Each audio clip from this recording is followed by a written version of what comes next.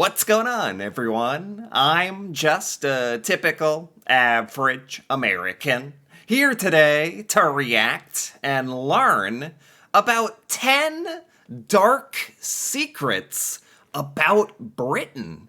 I have to admit, this topic really caught my attention. What exactly are you hiding, Britain?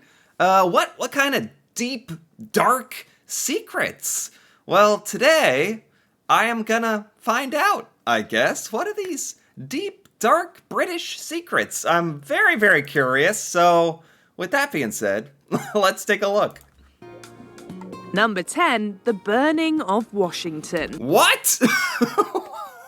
What? What? Huh?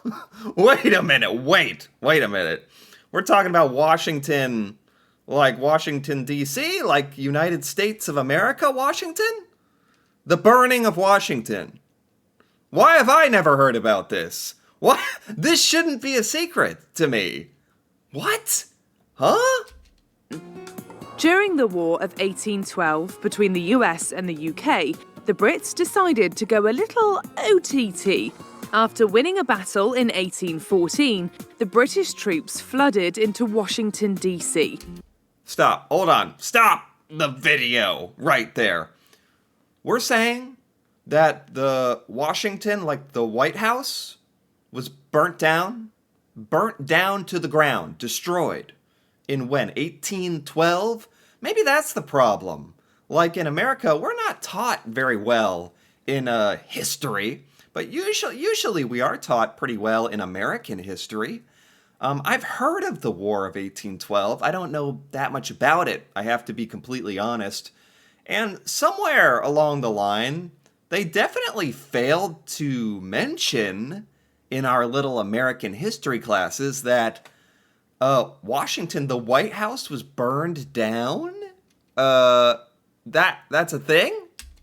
And set fire to a load of beloved buildings, which included the US Capitol building, the Department of War building, and the structure that held Congress, the US Library of Congress, and the Supreme Court. Finally... Okay, it looks a lot like the White House, but I think we're talking about like a Congress building. We're just talking about some very, very important Congress buildings that looks like the White House to me, excuse me. But yeah, that makes a little more sense to me, because I was like, there's no, like, I would have heard about that, right? But you'd think I would have heard about this in general, like, you know, Britain burning down, like, all of our government buildings? I'm still pretty shocked. US Capitol building, the Department of War building, and the structure that held Congress, the US Library of Congress, and the Supreme Court. Finally, they thought, what better to strike fear into the US than setting the literal White House ablaze? You did. You did. I don't know why I'm saying like you did. Even if you're a British person watching this video, it's like you did it. You burned down the White House. You watching this, I know it. No, obviously, this is like 200 years ago, and the world was completely different. But you did it. Britain 200 years ago did burn down the White House, and I had no idea. What the heck is going on? This is a... This video is going to be crazy if this is just the first one. Whoo! Deep dark secrets about Britain. Well, this one shouldn't have been a secret to me as an American. Like, I feel like this should be talked about more in our American education. Maybe it's kind of like a sore spot or something that we purposefully don't emphasize that much. I don't know. A couple of days after ransacking Washington, the fire was eventually quelled when a massive storm descended with torrential rain, saving numerous buildings. Really? That's an interesting fact. Like, all these buildings were getting burnt down and destroyed forever, but this, like, huge rainstorm may have actually saved a fair bit of it, or... See? The forces of nature! wanted America to survive. Even though all the Congress buildings were burning to ash. We got a little rain. That's interesting. That's good. Pretty lucky. Yeah. Number 9, testing sarin. After World War II, the UK decided they wanted to test our nerve agents, but they needed... What is sarin? Testing sarin? This is a nerve agent? Are we talking about like chemical warfare? Chemical gases? Oh, this is a bit disturbing.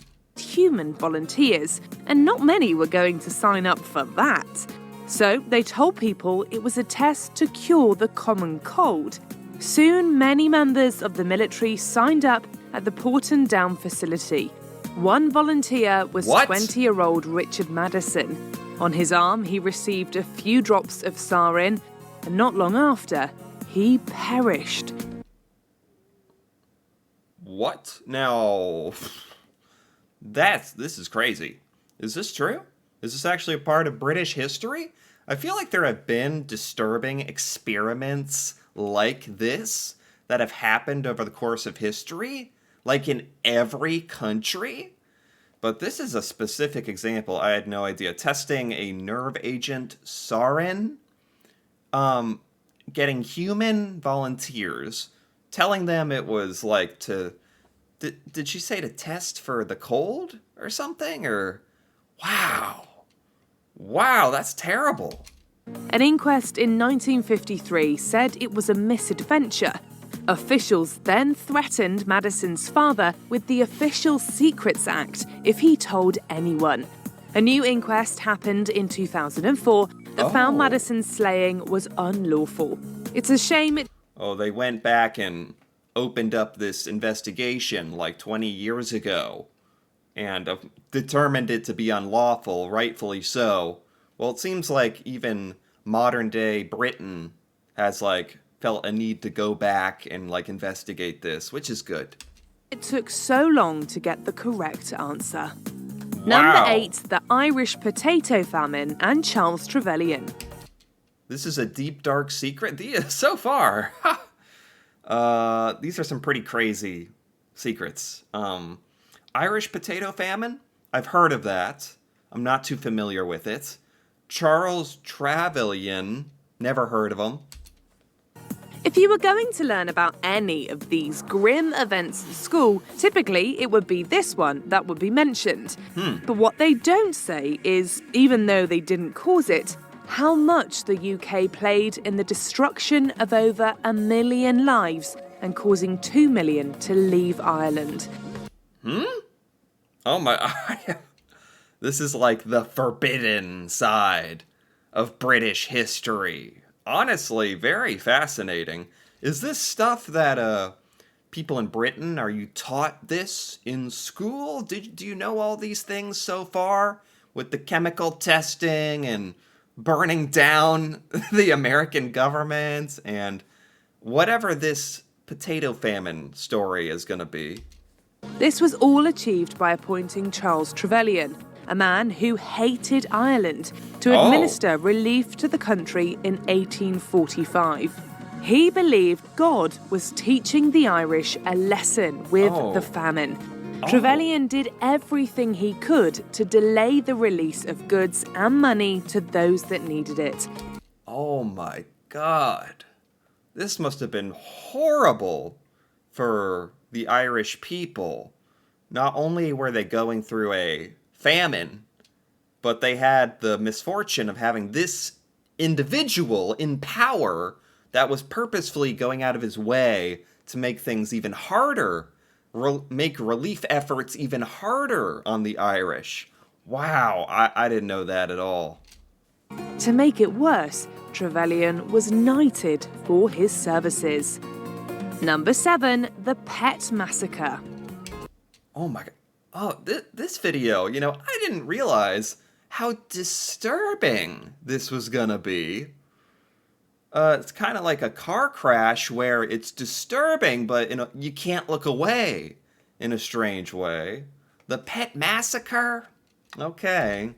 With a title like that, Yikes! In 1939, the government put together a team to provide information for people on what to do with their pets if/when the Second World War broke out. Oh. The biggest issue was rationing. Either pet Wait a minute. What do they want you to do with your pet if there's another world war? They're not. My first reaction is like, do they want you to eat your pets? Is that strange? Is that weird? My brain went there.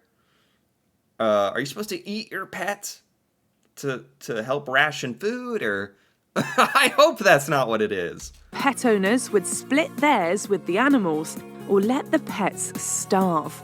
So the government released... Okay, it was just my sick, twisted brain at work.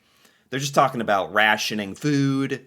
You can choose whether to feed your pet or you have to let them starve if you need to, feed your family. That makes a lot more sense. I don't know what it is. Like, with all the topics so far, like chemical gases and potato famines and burning down the White House, my brain is like, maybe they want you to eat your dog. I don't. A pamphlet with advice saying that owners should move their pets to the countryside. If that's not doable, then it's kinder to have them destroyed, with an advert for a bolt pistol also included in the literature. Oh, they wanted you to, execute your pet. Oh, well, this is disturbing then. Maybe a little less than eating your pet, but still bad. The war kicked off, people panicked and went to the vets to have their animals put down. Wow. Estimates claim that 750,000 pets were slain during the event. Number 6, the Amritsar Massacre. Oh my God, another massacre. The Amritsar Massacre. I've never heard of it. Also known as the Jallianwala Bagh Massacre in 1919, a group of people defied the British and protested in the Jallianwala Bagh Garden in Punjab, India. They were This was a protest in India? Okay. Of Britain? Made by British colonialism in India. In response, Brigadier Reginald Dyer ordered his soldiers to block in the protesters. He then told his soldiers to fire upon them until they ran out of ammunition. Estimates put the number of those slain as high as 1,500. What? I've never heard about this. This is crazy. This was 1990s? Like 30 years ago. Not that long ago. Like 1,500 Indian people massacred for protesting? Or is there more to this story? Because this sounds terrible. Dyer was portrayed as a hero, and £26,000 was raised as a thank you. Oh, no. It was, okay. I was going to say, 1990s. That can't be right. Okay. 1900s. 1919, like 100 years ago. Okay. I was gonna say, there's no way I didn't hear about this. Okay. I don't know. This is the same American who didn't know that the British burned down half of our government buildings and the White House. So I'm basically at this point just gonna be super humble and say I don't know what to expect. But this was 100 years ago. Still terrible, but not 30 years ago. That would have just been crazy. The lack of accountability over the horrific event angered the Indian population even more so.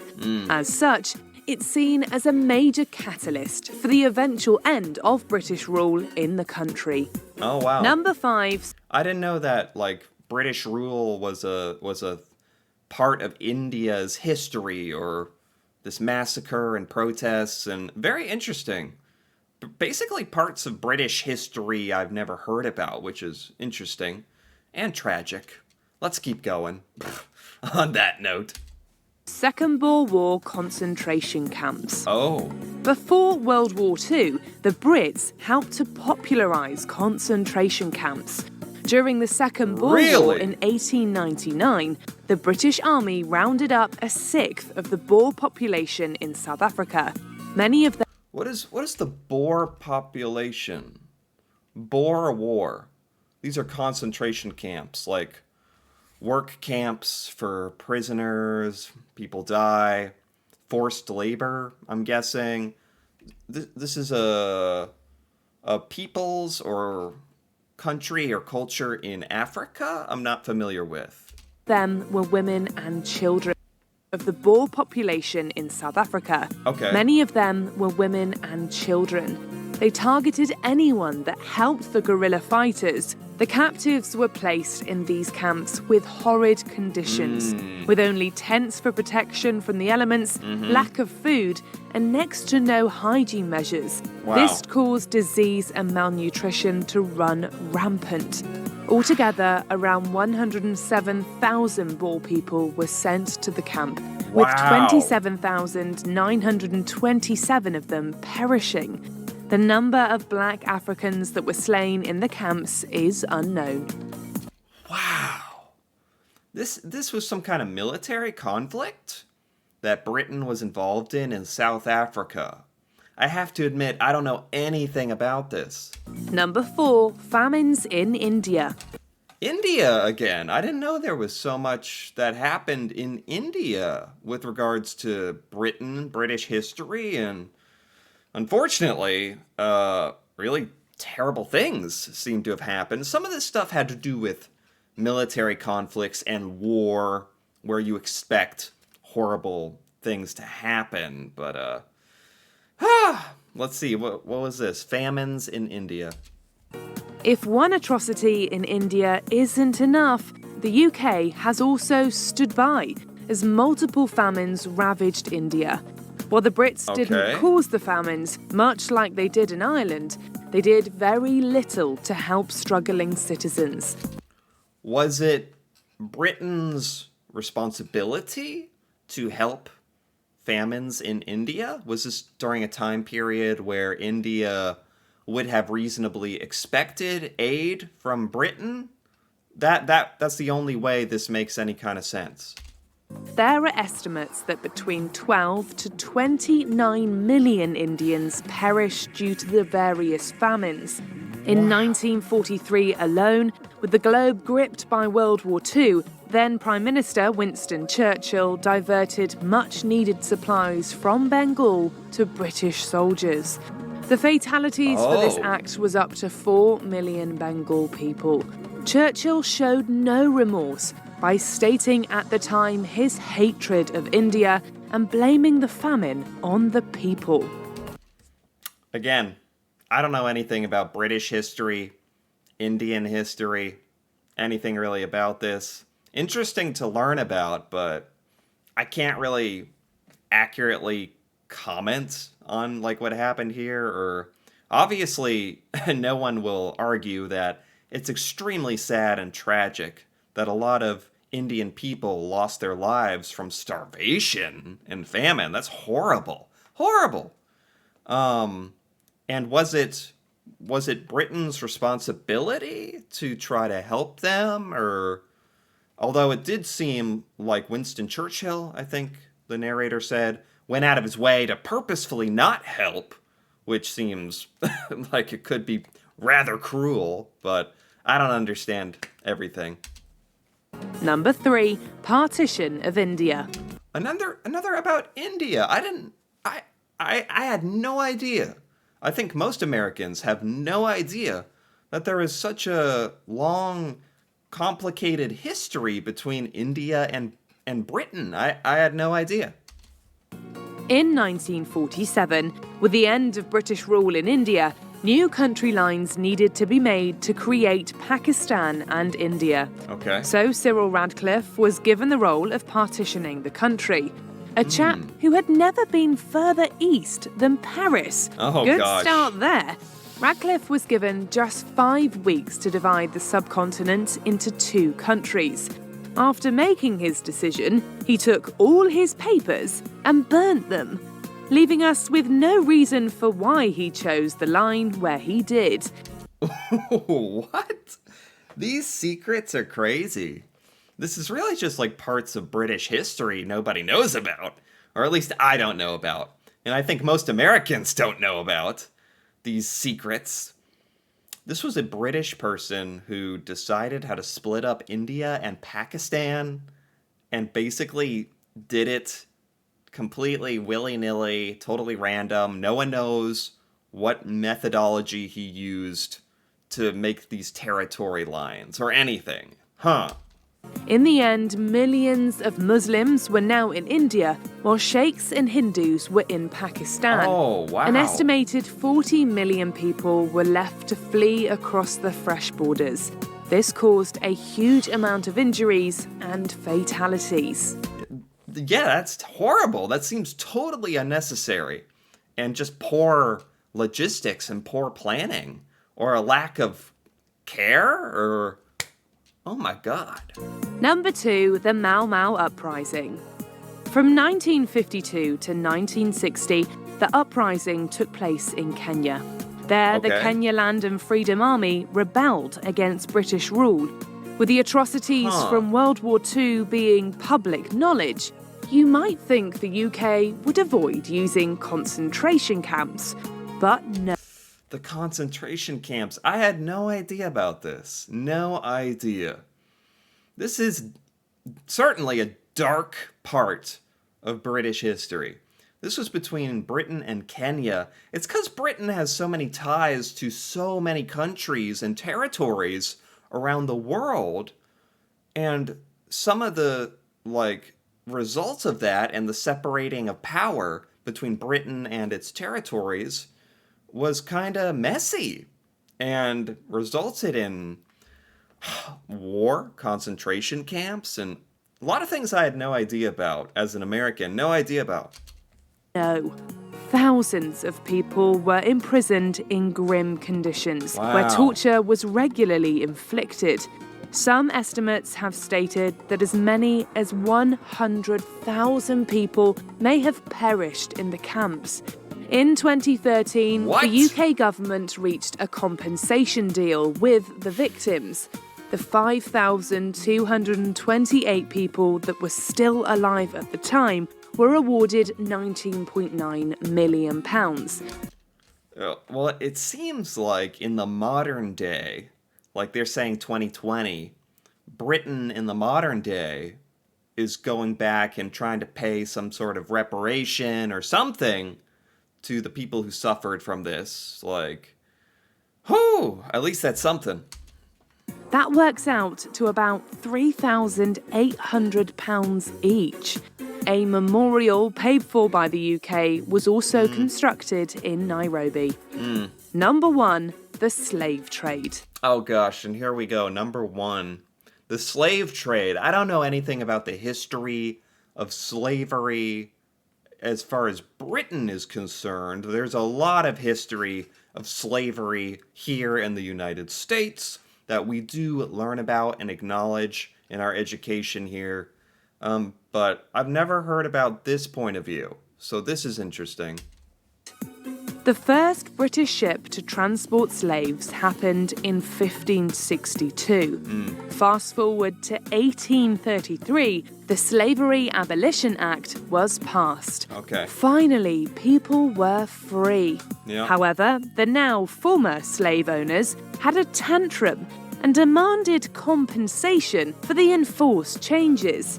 So instead of focusing on helping the released captives, the UK enacted the Slave Compensation Act in 1837, and it is as gross as it sounds. Wow. So this was focused on helping slave owners rather than the freed slaves. That's the twisted part about it. Okay. And we're gonna hear the details of this. They used 40% of its national budget and provided that cash as compensation to over 40,000 awards.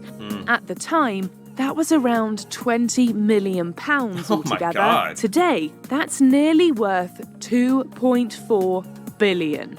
The government had to borrow this money, And that wasn't paid off until 182 years later, in 2015. Oh my Those God. freed from slavery, on the other hand, got nothing.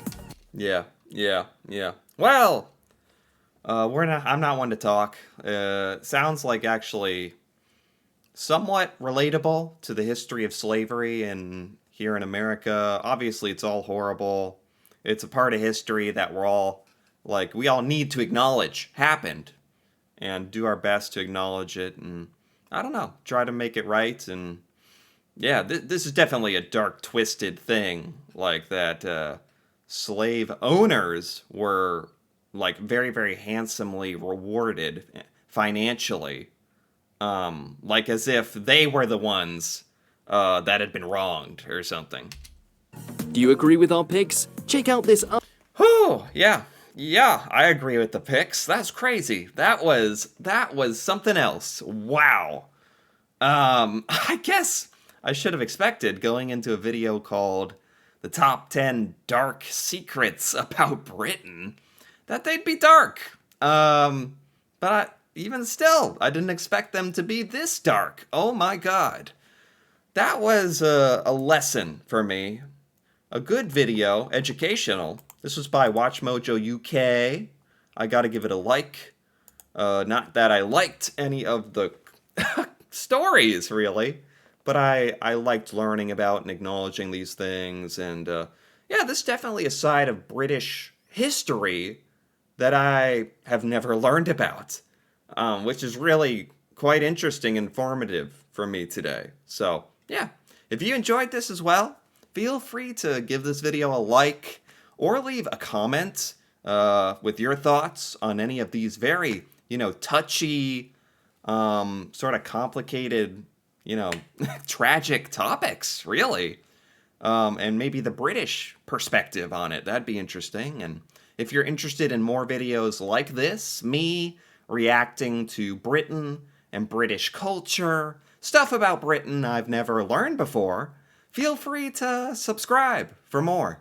And until then, thanks for watching, and see you next time.